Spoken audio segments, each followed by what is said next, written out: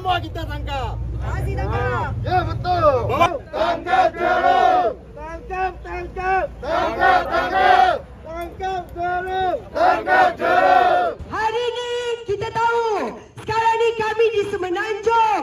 Kita buat benda ni, walaupun muka-muka ni ada 16 muka dekat sini, jorong-jorong yang sepatutnya dikenakan tindakan. 10 daripada mereka hari ini bertanding di Sabah. Jadi saya nak bagi tahu semua yang tengah menonton secara live, PRN Sabah dekat Semenanjung, dekat Sabah, kita ni semua dah basah kena kencing. Korang semua dah kena kencing lagi ya? Besok adalah hari pencalonan. Saya bukan orang politik, tapi besok adalah hari pencalonan. Saya harap orang Sabah pilihlah kerajaan yang bagus. Saya tidak mengesyorkan atau tidak mencadangkan sesiapa sebab saya tak terlibat politik. Saya hanya businessman. Pastikan orang ini semua kalah. Jika mereka kalah, mereka tiada nilai politik untuk Anwar Ibrahim lagi. Mereka akan dituduh beratus satu-satu akan dituduh ke mahkamah.